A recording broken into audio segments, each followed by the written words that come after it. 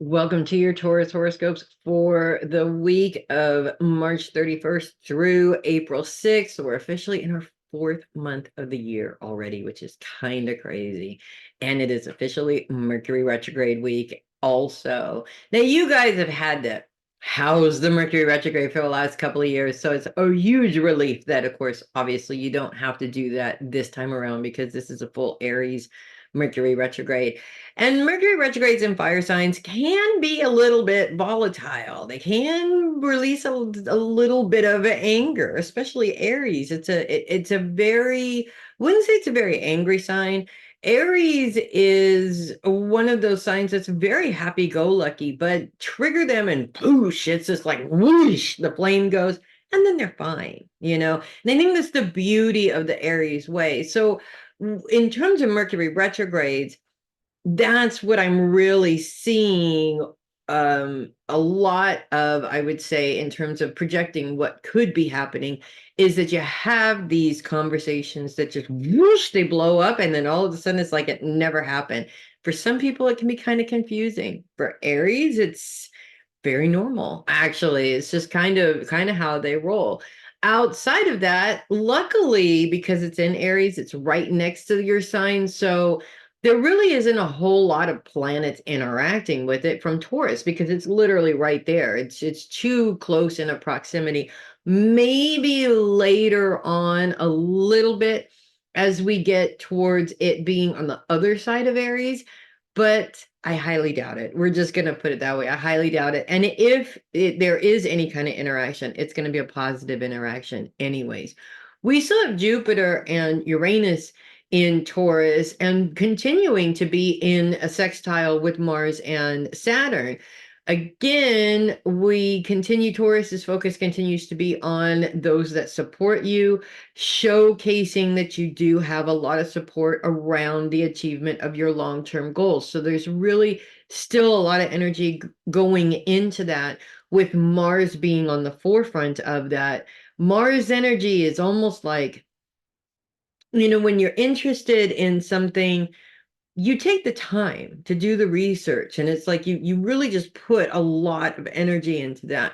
When Mars comes in and influences that, it's almost like this manic, you can't get away from it. It's like, oh yeah, I've been hungry for like 2 hours, but I really just got to finish up this one thing, and then you find something else, and then you just kind of keep getting stuck there.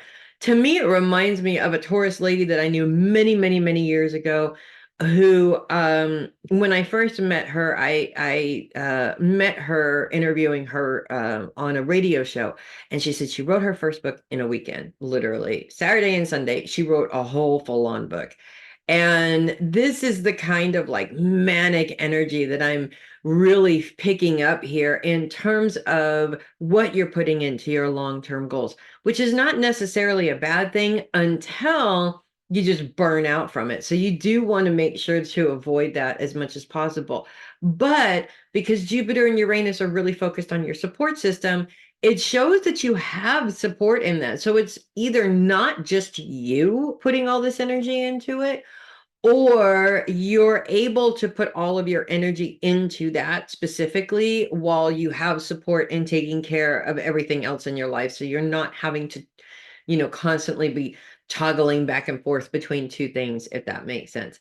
Right at the end of the week, the moon moves into conjunction with Saturn and Mars.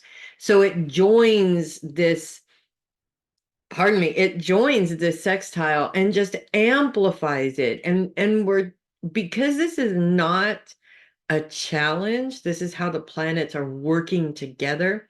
It amplifies the joy and the beauty and just the overall giddiness of this project. So I really feel that for many of you, if you have started projects with, or specific goals before, and there seems to have been a plateau, things are going to start moving again, which is nice and very uncharacteristic of a Mercury retrograde, by the way, because a lot of times there's delays and challenges there. Now, just because it's in the sign next to you and these planets aren't necessarily lining up with Mercury doesn't mean that you are completely, not going to be affected by it, of course.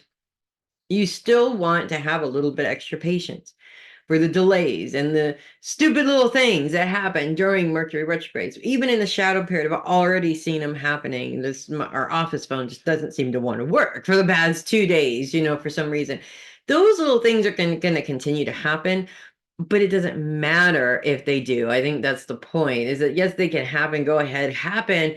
We're still focused on moving forward. And those little things are, instead of huge frustrations, they're more like, okay, I'll just put that aside for a minute while we wait and we can focus on this. It's just a lot of energy going to building your next dream, your next empire, your next whatever it is. And it's really, to me, it's really exciting energy. It feels like this is no longer a job. It's almost like, yes, I'm finally on my way towards where I want to be, if that makes sense. So that's what I have for you guys this week. If you love your horoscopes, do consider sending a tip or donation through my Coffee link in the description. Really appreciate that. You guys are awesome. I'm Melissa Bruce, Heavy Metal Psychic, and I will see you guys next week. And in the meantime, you guys put your little Mercury retrograde helmets on and you get it, because you're going to, you are going. And I just feel bad for anybody getting in your way right now, because I don't think you're gonna stop, which is exactly how it should be. You guys have a great week, and I will see you next week.